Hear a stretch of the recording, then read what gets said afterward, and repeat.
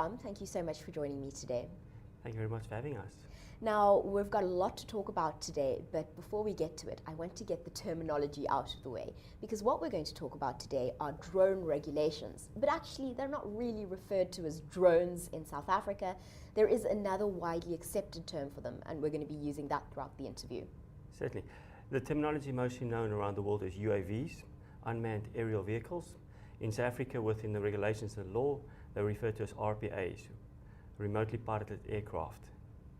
Right, so today we're talking about the regulation of those remotely piloted aircraft. And really, for the longest time, there's almost been a lot of hearsay about what one can and can't do with your aircraft.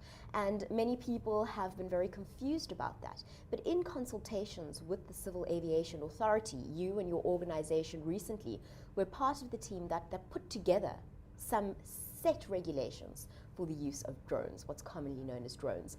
So why don't you tell us a little bit more about that process?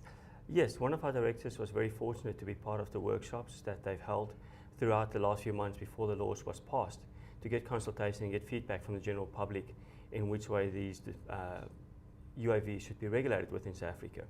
And the Civil Aviation Authority from South Africa, they've taken that into consideration when they made these laws.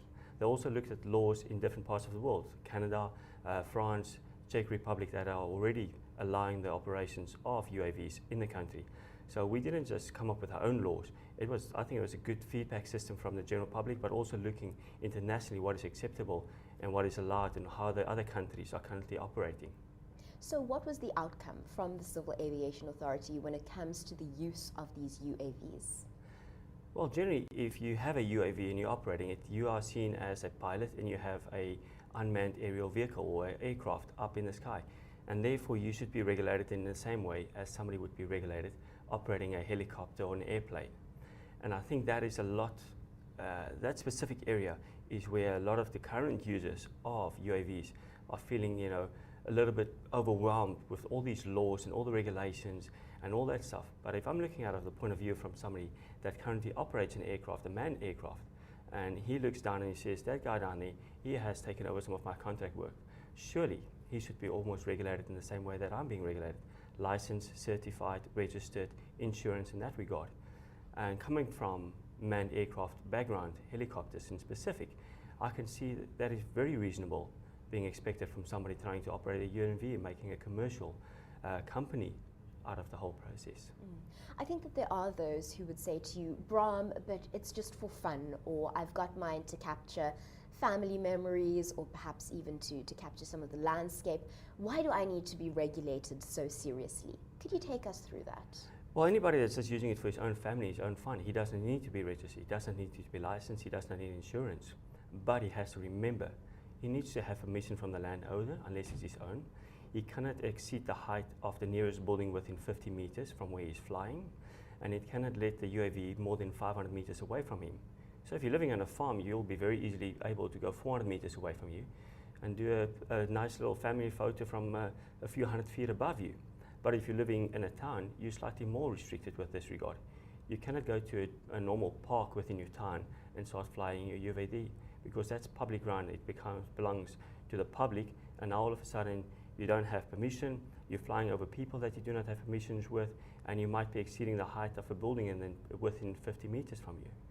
So I don't think it's very strictly regulated in that regard. You got to keep in mind, it's very much similar to any other type of operation. You will not take your motorbike and go and ride in a public park where you do not have permission for. You cannot go and take your UAV and fly in a public area where you do not have permission for.